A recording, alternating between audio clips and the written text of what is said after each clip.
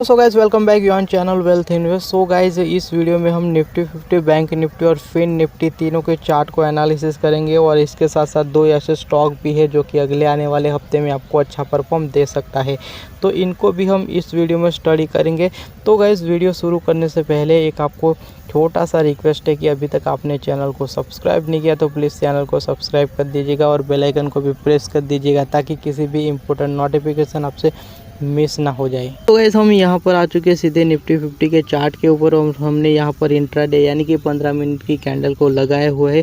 आज की अगर यहाँ से प्राइस एक्शन अगर आप निफ्टी 50 में देखोगे तो हमें निफ्टी 50 में कोई वीकनेस नहीं दिखाई पड़ रही थी और अच्छी वॉल्यूम में बाइंग चल रही थी।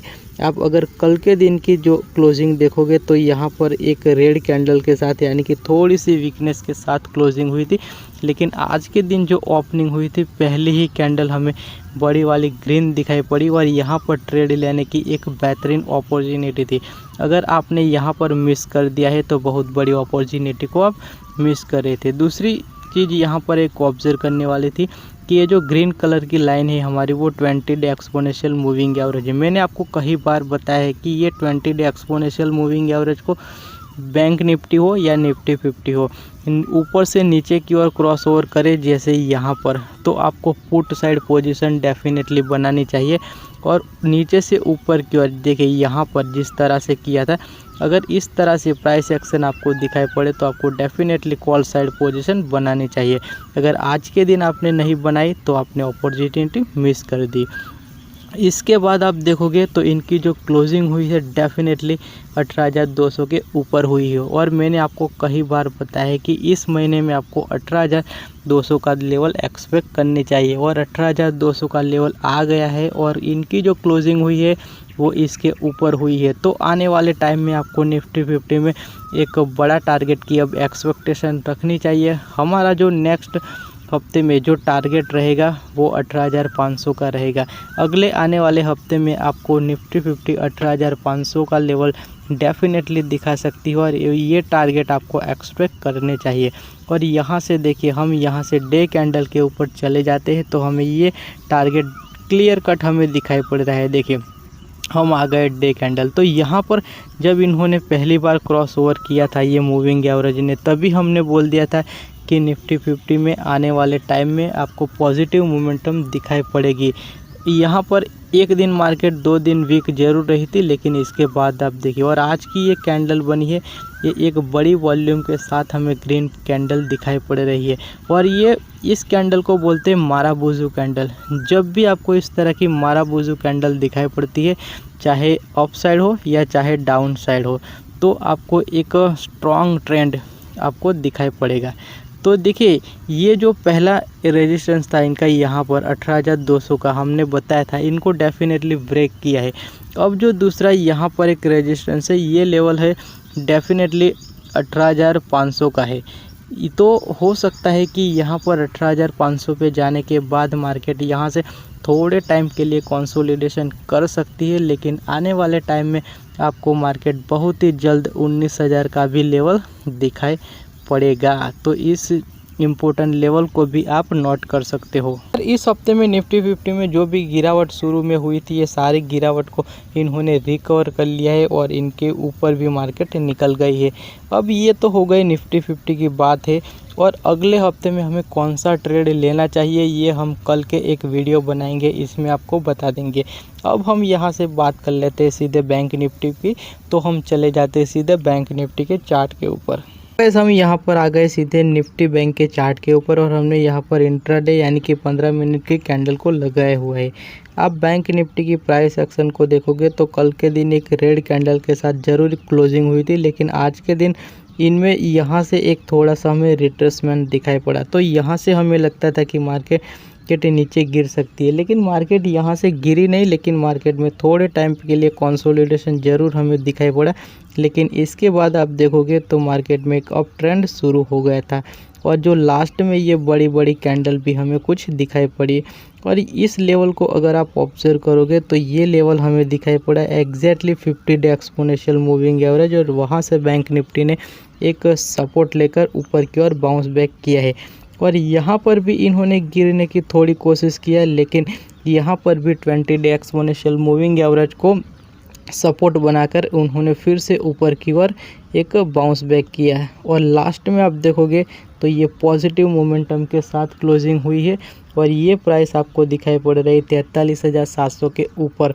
तो आप बहुत ही शॉर्ट टर्म में आपको बैंक निफ्टी 44,000 का लेवल दिखा सकती है और यहाँ पर 44,000 पे क्या प्राइस एक्शन होता है इसके ऊपर आने वाले टाइम में आपको कौन से लेवल दिखाई पड़ेगा ये बात क्लियर होगी। लेकिन इनका 44,000 का एक पुराना रेजिस्टेंस भी है, अगर इनको मार्केट ब्रेक करेगी तो आपको डेफिनेटली 45,000 का लेवल एक्सपेक्ट करने चाहिए। तो हम यहाँ से देख लेते हैं कि सीधे कि ये जो बैंक निफ्टी है अगले आने वाले हफ्ते में हमें कहाँ तक जाती हुई दिखाई पड़ेगी। तो देखिए ये बैंक निफ्टी जो ट्रेड कर रहा है वो अभी जो इनकी दोनों के दोनों शॉर्ट टर्म की मूविंग एवरेज है इसके ऊपर अभी ट्रेड कर रहा है और जब तक इसके ऊपर ट्रेड कर रहा है आपको वीकनेस की कोई एक्सपेक्टेशन रखनी नहीं चाहिए, मैंने आपको पहले भी बोला है। और यहाँ पर देखिए इनका एक 44,000 का रेजिस्टेंस है पुराना, मैंने आपको अभी बताया। तो हो सकता है यहाँ पर आपको थोड़ा सा रिट्रेसमेंट या तो थोड़ा सा कंसोलिडेशन दिखाई पड़ेगा, इसके बाद बैंक निफ्टी आपको ऊपर की ओर एक फ्रेश अपसाइड जर्नी दिखा सकता है और बहुत ही शॉर्ट टर्म में आपको 45,000 का लेवल उसी महीने में आपको मई महीने में ही दिखाई पड़ेगा। तो ये बैंक निफ्टी का कुछ इम्पोर्टेंट लेवल है जो कि मैंने आपको इस वीडियो में यहाँ पर बता दिया है। और जो गाइस हमारे रेगुलर्स व्यूवर्स है और रेगुलर्स हमारे वीडियो देखते हैं, सारे के सारे व्यूवर्स को पता होगा कि मैंने कई बार वीडियो में बताया था कि बैंक निफ्टी में जैसे ही 43,000 का लेवल ब्रेक होगा एक रॉकेट की जैसे इनमें एक मूव आएगा और बहुत ही शॉर्ट टर्म में ये 44,000 का लेवल को टच करेगी। तो देखिए अब यहाँ पर जैसे ही 43,000 का लेवल ब्रेक हुआ इसके बाद देखिए बैंक निफ्टी में कितना ज़बरदस्त मोमेंटम आपको दिखाई पड़ा और ये कैंडल हमें एक माराबुजू कैंडल दिखाई पड़ रही है। देखिए गाइस जब भी ये माराबुजू कैंडल दिखाई पड़ेगी एक स्ट्रॉन्ग ट्रेंड का सिग्नल होता है। तो गाइस आपको बैंक निफ्टी में भी आने वाले टाइम में थोड़े टाइम के लिए तो पॉजिटिव मोमेंटम एक्सपेक्ट करनी चाहिए। अब यहाँ से चले जाते हैं हम सीधे फिन निफ्टी के चार्ट के ऊपर और फिन निफ्टी को भी एक बार स्टडी कर लेते हैं। गाइस हम यहाँ पर आ चुके सीधे फिन निफ्टी के चार्ट के ऊपर और हमने यहाँ पर इंट्राडे यानी कि 15 मिनट की कैंडल को लगाया हुआ है। अगर आप 15 मिनट की कैंडल पे अगर फिन निफ्टी की अगर प्राइस एक्शन देखोगे तो जो कल के दिन जो क्लोजिंग हुई थी यहाँ पर क्लोजिंग हुई थी, इसके बाद आज जो ओपनिंग हुई है पॉजिटिव मोमेंटम के साथ ओपनिंग हुई थी और ये जो पहली कैंडल थी ये कैंडल देखिए आप एक बड़ी वॉल्यूम के साथ इनमें बाइंग हुई थी। इसके बाद आप देखोगे तो ये फिन निफ्टी ने पीछे मुड़कर नहीं देखा और ये फिन निफ्टी ऊपर ही चलता गया। बीच में इन्होंने कहीं पर भी सपोर्ट नहीं लिया और कहीं पर भी रुका नहीं। हो सकता है यहाँ पर थोड़ा कंसोलिडेशन इनका चला था, लेकिन लास्ट में अगर आप देखोगे लास्ट में तकरीबन 1-1.5 घंटे में इन्होंने बहुत ही अच्छा मोमेंटम दिखाया है और इनकी जो क्लोजिंग हुई है वो एग्जैक्टली 19,400 के ऊपर हुई है। तो आने वाले टाइम में फिन निफ्टी में भी आपको अच्छे एक इम्पोर्टेंट बड़े लेवल आपको एक्सपेक्ट करने चाहिए। मेरा जो पहला लेवल था फिन निफ्टी में वो लगभग अचीव हो ही गया है। इनका जो मेरा जो टारगेट था 19,500 का मैंने आपको बताया था कि इस हफ्ते में ये यहाँ तक जाता हुआ दिखाई पड़ेगा।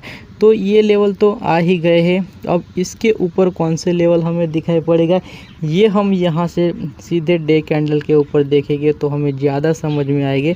तो हम चले जाते हैं यहाँ से डे कैंडल के ऊपर।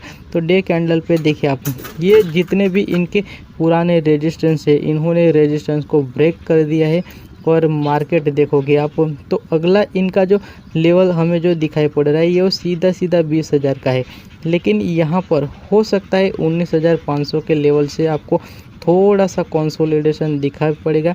लेकिन अगर इसको भी इस तरह की बड़ी वॉल्यूम के साथ अगर ये ब्रेक करता है तो आपके सीधे 20,000 का भी टारगेट फिन निफ्टी में एक्सपेक्ट करने चाहिए।